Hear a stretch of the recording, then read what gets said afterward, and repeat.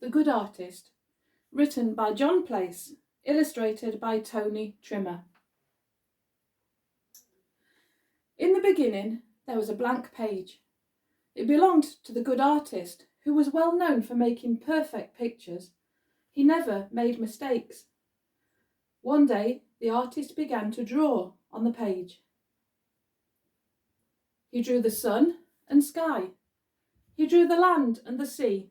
He drew the animals, fish, birds, and insects. Then he drew man. When he finished, everything was perfect. The good artist told man, "All this belongs to you."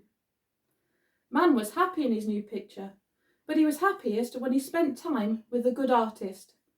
The artist shared everything he had with man, but there was just one thing he wasn't allowed to touch: the forbidden paint pot. The good artist made man a friend, someone to help him. She was called woman. One day, man and woman broke the artist's rule. They picked up brushes from the forbidden paint pot. As soon as they disobeyed the artist, splat! The whole picture was now a mess. It was ruined. Now man and woman were stained. They had broken their friendship with the artist, and there was no way they could get rid of the stains. As time went on, many people tried to draw like the good artist. At first, they drew good things like clothes and shelter.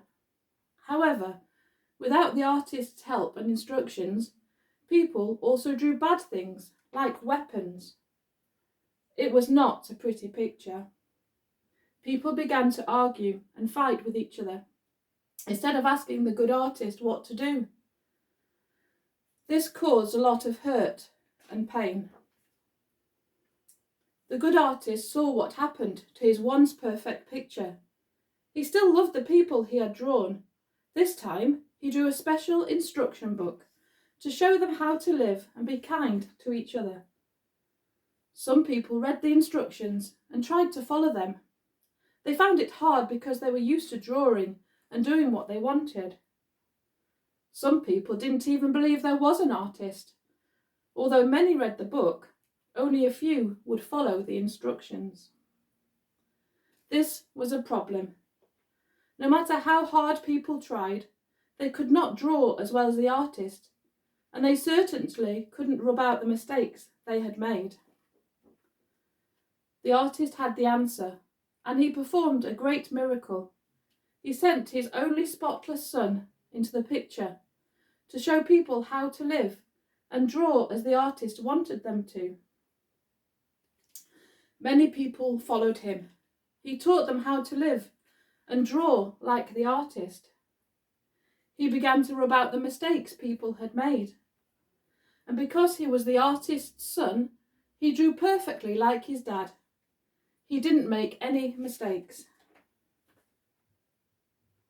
The artist's son told many people all about the good artist and how much he loved them.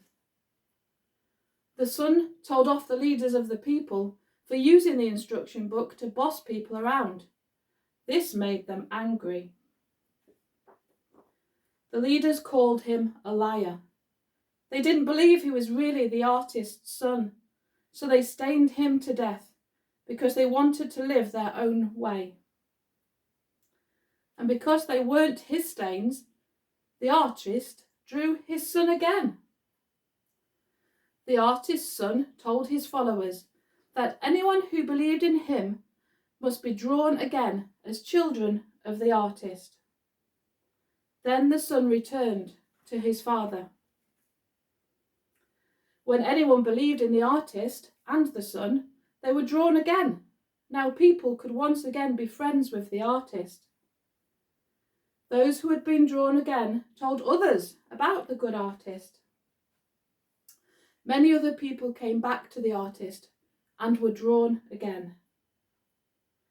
At the very end of the artist's picture, those who believed in his son were taken out to live with the artist and his family forever.